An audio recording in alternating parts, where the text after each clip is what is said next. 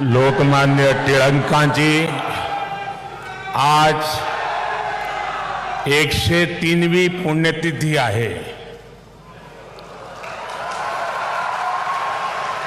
देशाला अनेक महानायक देण्याच्या महाराष्ट्राच्या भूमीला मी कोटी कोटी वंदन करते.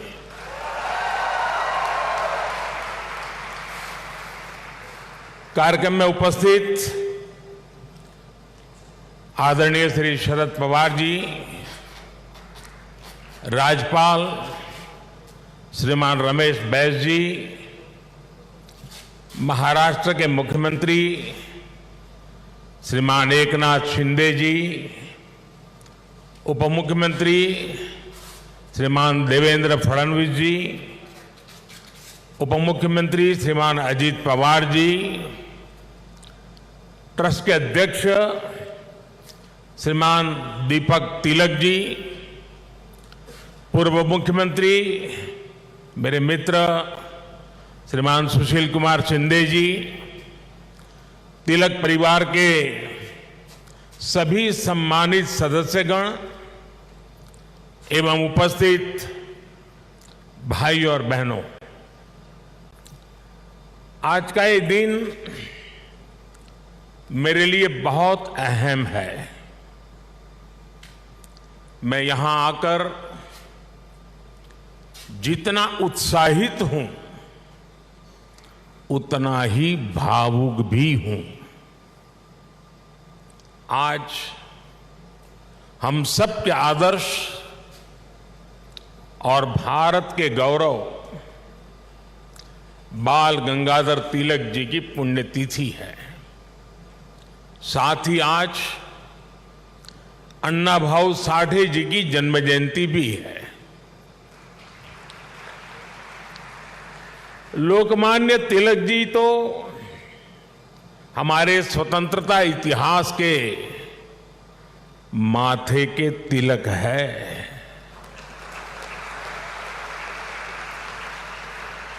साथ ही अन्ना भाऊ ने भी समाज सुधार के लिए जो योगदान दिया वह अप्रतिम है, असाधारण है. मैं इन दोनों ही महापुरुषों के चरणों में श्रद्धापूर्वक नमन करता हूं. आज या महत्वाच्या दिवशी मला पुण्याच्या या पावन भूमीवर महाराष्ट्राच्या धर्तीवर येण्याची संधी मिळाली हे माझे भाग्य आहे.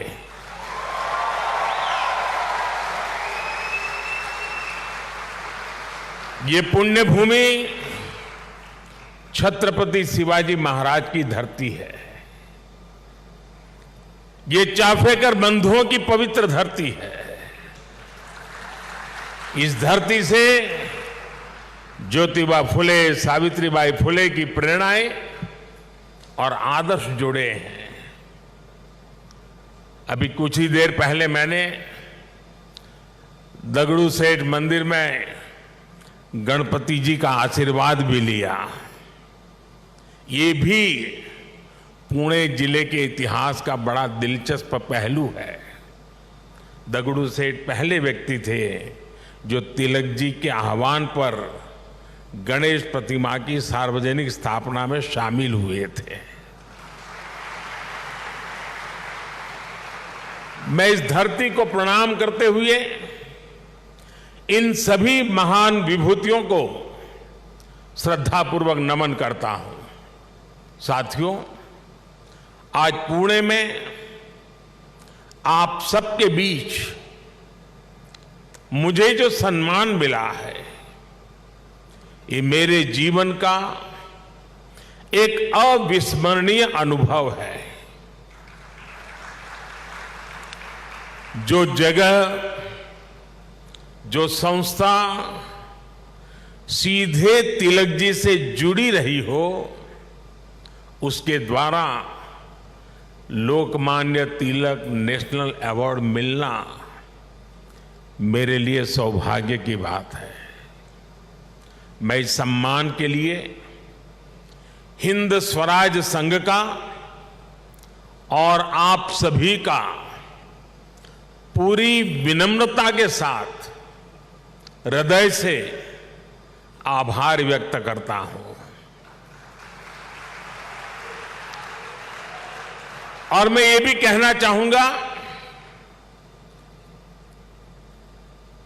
अगर ऊपर ऊपर से थोड़ा नजर करें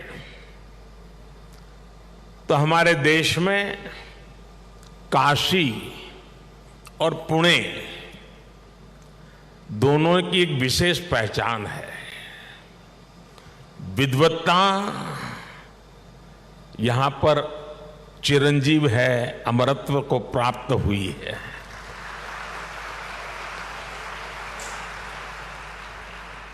और जो पुणे नगरी विद्वत्ता की दूसरी पहचान हो, उस भूमि पे सम्मानित होना जीवन का इससे बड़ा कोई गर्व और संतोष की अनुभूति देने वाली घटना नहीं हो सकती है। लेकिन साथियों, जब कोई अवार्ड मिलता है तो उसके साथ ही हमारी जिम्मेदारी भी बढ़ जाती है। आज जब उस अवार्ड से तिलक जी का नाम जुड़ा हुआ हो तो दायित्व बोध और भी कई गुना बढ़ जाता है। मैं लोकमान्य तिलक नेशनल अवार्ड को 140 करोड़ देशवासियों के चरणों में समर्पित करता हूं।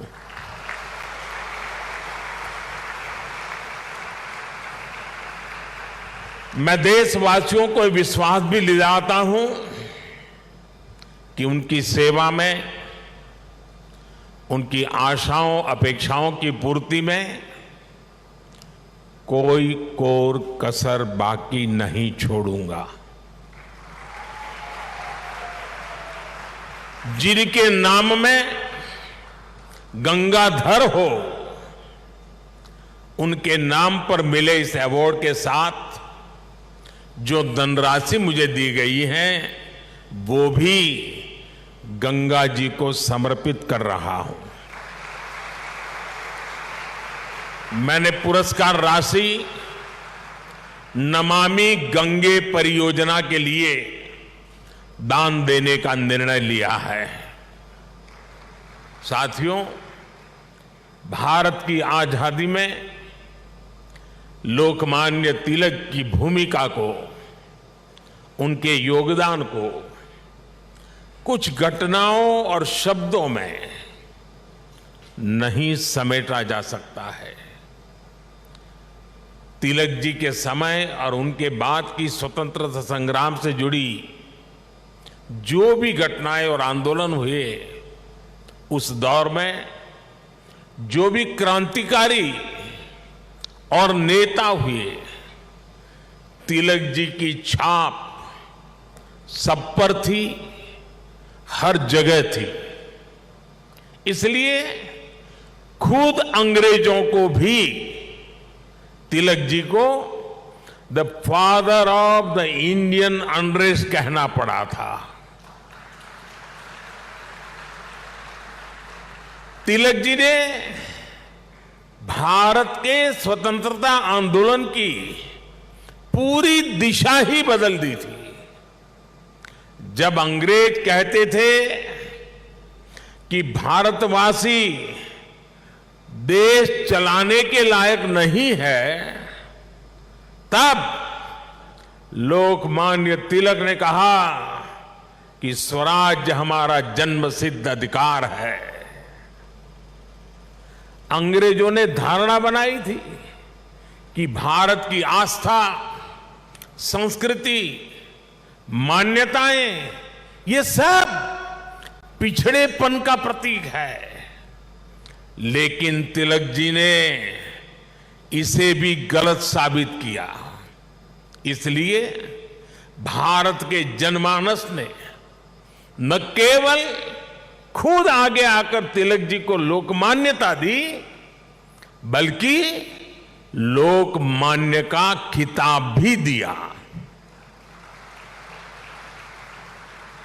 और जैसा अभी दीपक जी ने बताया, स्वयं महात्मा गांधी ने उन्हें आधुनिक भारत का निर्माता भी कहा।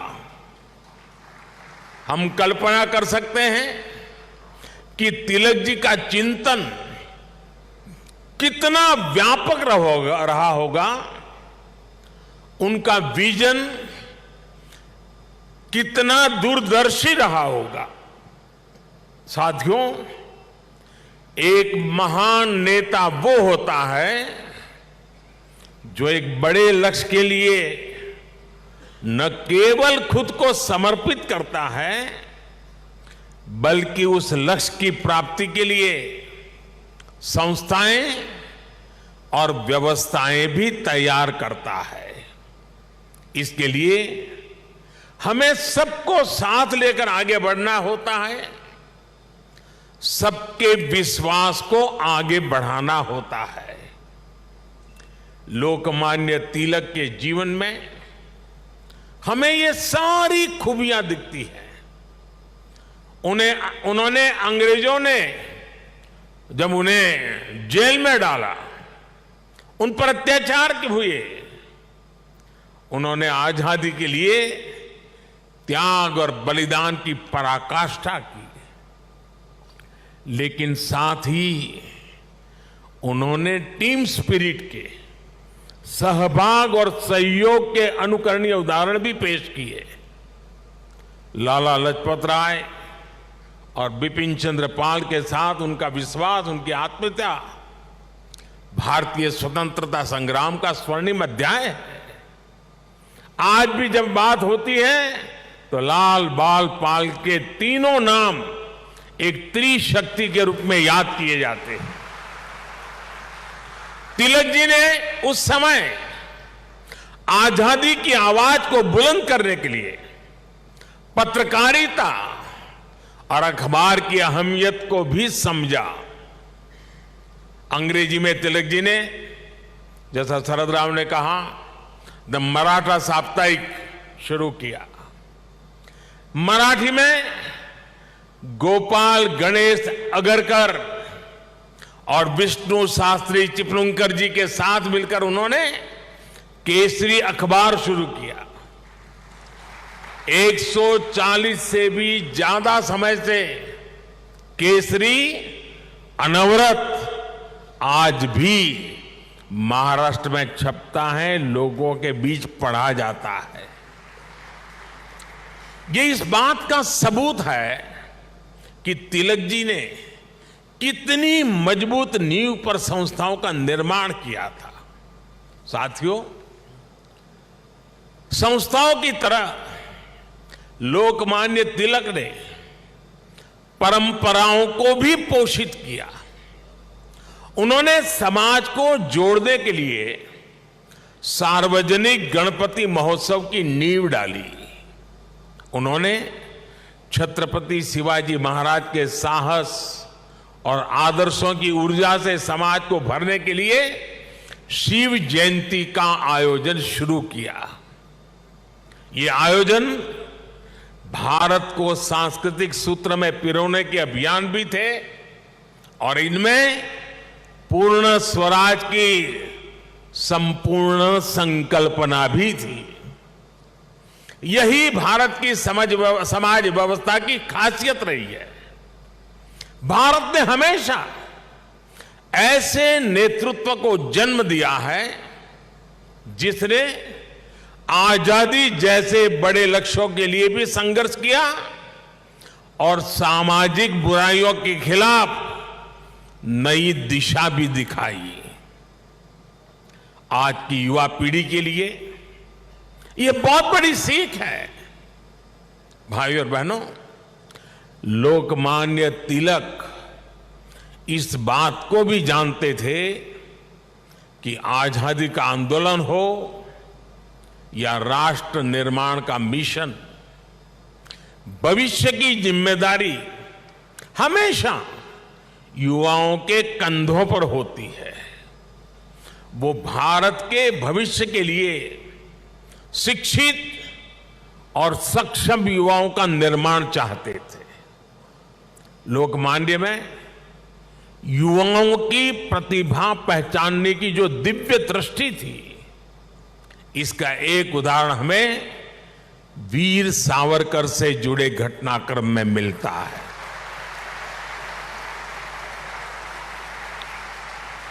उस समय सावरकर जी युवा थे। तिलक जी ने उनकी क्षमता को पहचाना। वो चाहते थे कि सावरकर बाहर जाकर अच्छी पढ़ाई करें और वापस आकर आजादी के लिए काम करें। ब्रिटेन में श्यामजी कृष्ण वर्मा ऐसे ही युवाओं को अवसर देने के लिए 2 स्कॉलरशिप चलाते थे।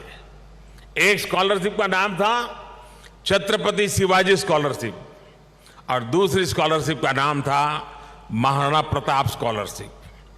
वीर सावरकर के लिए तिलक जी ने श्यामजी कृष्ण वर्मा से सिफारिश की थी। इसका लाभ लेकर वो लंदन में बैरिस्टर बन सके।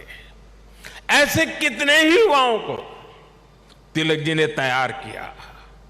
पुणे में new English school, Deccan education society और फर्ग्यूसन कॉलेज जैसे संस्थानों, उसकी स्थापना उनके इसी विजन का हिस्सा है। इन संस्थाओं से ऐसे कितने ही युवा निकले जिन्होंने तिलक जी के मिशन को आगे बढ़ाया, राष्ट्र निर्माण में अपनी भूमिका निभाई।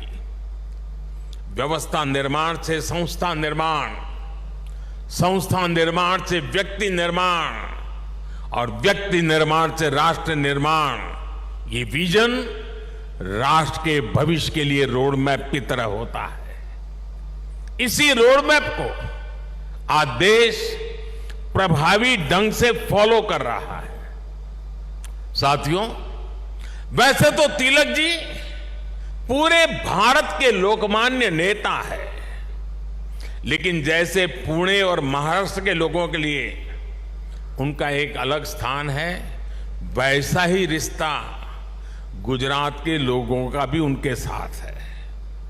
मैं आज इस विशेष अवसर पर मैं उन बातों को भी याद कर रहा हूं। स्वतंत्रता संग्राम के समय वो करीब 1.5 महीने अहमदाबाद साबरमती जेल में रहे थे।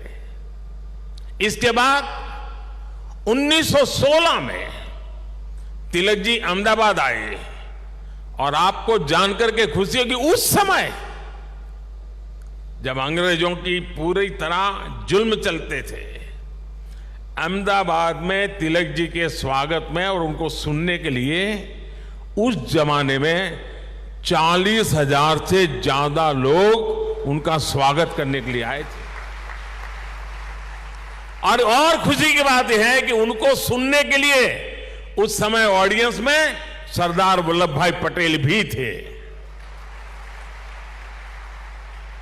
उनके भाषण ने सरदार साहब के मन में एक अलग ही छाप छोड़ी। बाद में सरदार पटेल अहमदाबाद नगर पालिका के प्रेसिडेंट बने, म्युनिसिपैलिटी के प्रेसिडेंट बने। और आप देखिए उस समय के व्यक्तित्व की सोच कैसी होती थी।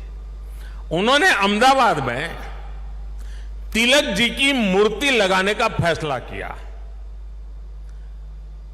और सिर्फ मूर्ति लगाने का फैसला किया नहीं, उनके निर्णय में भी सरदार साहब की लौह पुरुष की पहचान मिलती है।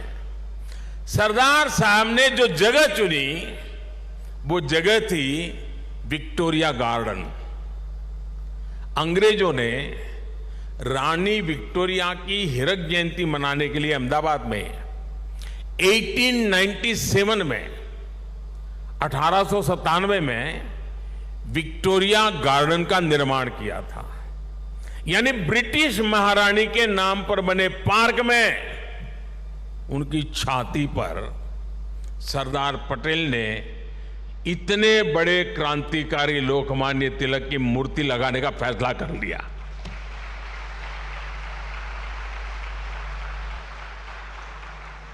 और उस समय सरदार साहब पर इसके खिलाफ कितना ही दबाव पड़ा,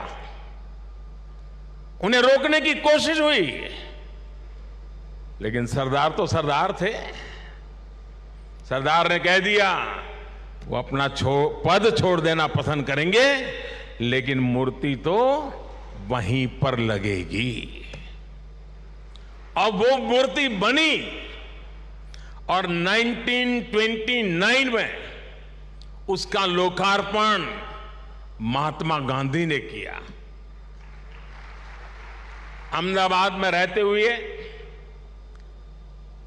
मुझे कितनी ही बार उस पवित्र स्थान पर जाने का मौका मिला है और तिलक जी की प्रतिमा के सामने सर झुकाने का अवसर मिला है। वो एक अद्भुत मूर्ति है जिसमें तिलक जी विश्राम मुद्रा में बैठे हुए हैं। ऐसा लगता है जैसे वो स्वतंत्र भारत के उज्जवल भविष्य की ओर देख रहे हैं। आप कल्पना करिए, गुलामी के दौर में भी सरदार साहब ने अपने देश के सपूत के सम्मान में पूरी अंग्रेजी हुकूमत को चुनौती दे दी थी। और आज की स्थिति देखिए, अगर आज हम किसी एक सड़क का नाम भी किसी विदेशी आक्रांता की जगह कर बदलकर भारतीय विभूति पर रखते हैं तो कुछ लोग उस पर हल्ला मचाने लग जाते हैं।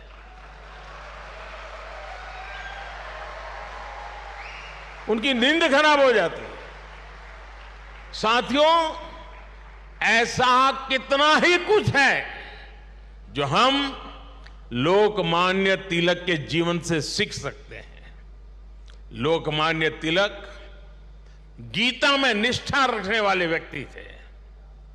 वो गीता के कर्मयोग को जीने वाले व्यक्ति थे। अंग्रेजों ने उन्हें रोकने के लिए उन्हें भारत के दूर पूरब में मांडले की जेल में डाल दिया, लेकिन वहां भी तिलक जी ने गीता का अपना अध्ययन जारी रखा। उन्होंने देश को हर चुनौती से पार पाने के लिए गीता रहस्य के जरिए कर्मयोग की सहज समझ दी, कर्म की ताकत से परिचित करवाया।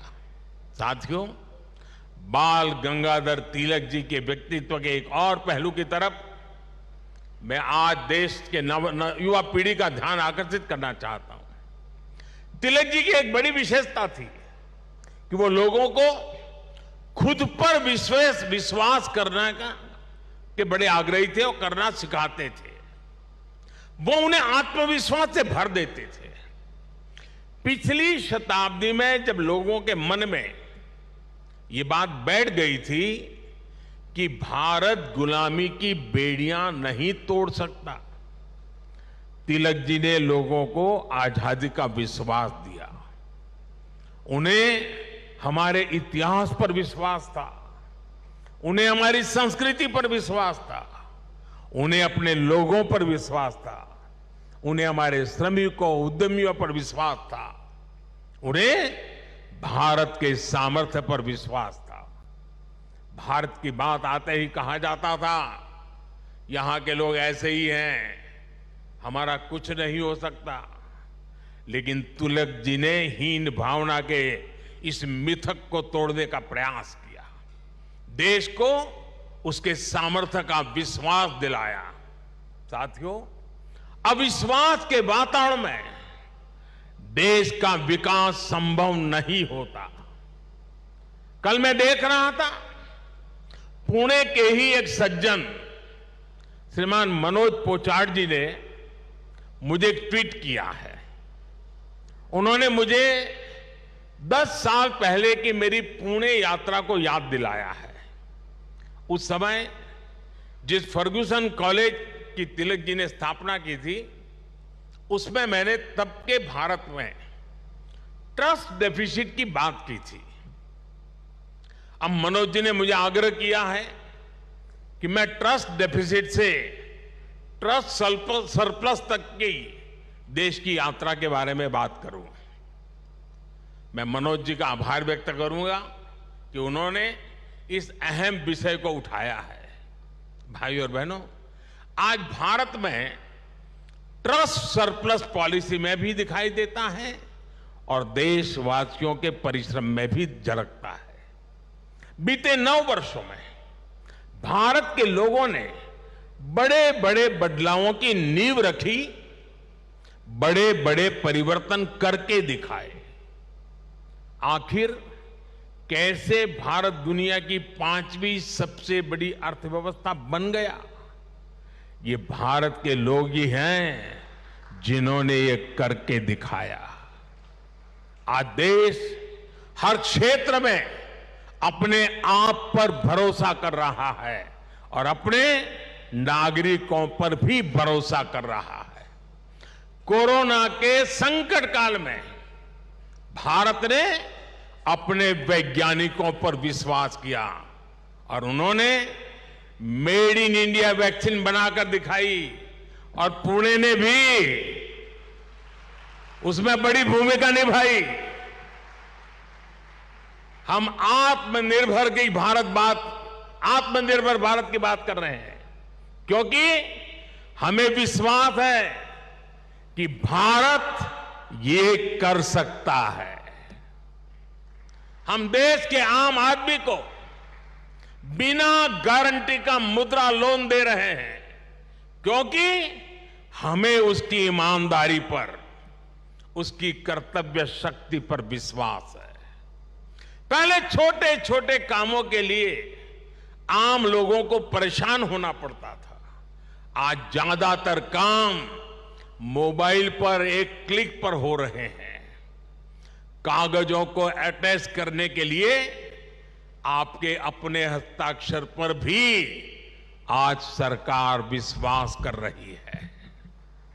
इससे देश में एक अलग माहौल बन रहा है, एक सकारात्मक वातावरण तैयार हो रहा है और हम देख रहे हैं कि विश्वास से भरे हुए देश के लोग देश के विकास के लिए कैसे खुद आगे बढ़कर काम कर रहे हैं। स्वच्छ भारत आंदोलन को इस जन विश्वास ने ही जन आंदोलन में बदला। बेटी बचाओ बेटी पढ़ाओ अभियान को इस जन विश्वास ने ही जन आंदोलन में बदला। लाल किले से मेरी एक पुकार पर कि जो सक्षम हैं उन्हें गैस सब्सिडी छोड़नी चाहिए, लाखों लोगों ने गैस सब्सिडी छोड़ दी थी। कुछ समय पहले ही कई देशों का एक सर्वे हुआ था। इस सर्वे में सामने आया कि जिस देश के नागरिकों को अपनी सरकार में सबसे ज्यादा विश्वास है, उस सर्वे ने बताया उस देश का नाम भारत है। ये बदलता हुआ जनमानस, ये बढ़ता हुआ जनविश्वास भारत के जन जन की प्रगति का माध्यम बन रहा है। साथियों, आज आजादी के 75 वर्ष बाद देश अपने अमृतकाल को कर्तव्य काल के रूप में देख रहा है। हम देशवासी अपने अपने स्तर से देश के सपनों और संकल्पों को ध्यान में रखकर काम कर रहे हैं। इसलिए आज विश्व भी भारत में भविष्य देख रहा है। हमारे प्रयास आज पूरी मानवता के लिए एक आश्वासन बन रहे हैं। मैं मानता हूं कि लोकमान्य आज जहां भी उनकी आत्मा होगी वो हमें देख रहे हैं, हम पर अपना आशीर्वाद बरसा रहे हैं। उनके आशीर्वाद से, उनके विचारों की ताकत से हम एक सशक्त और समृद्ध भारत के अपने सपने को जरूर साकार करेंगे। मुझे विश्वास है हिंद स्वराज संघ तिलक के आदर्शों से जन जन को जोड़ने में इसी प्रकार आगे आकर के अहम भूमिका निभाता रहेगा। मैं एक बार फिर इस सम्मान के लिए आप सभी का आभार प्रकट करता हूं। इस धरती को प्रणाम करते हुए, इस विचार को आगे बढ़ाने में जुड़े हुए सबको प्रणाम करते हुए मैं मेरी वाणी को विराम देता हूं। आप सबका बहुत बहुत धन्यवाद।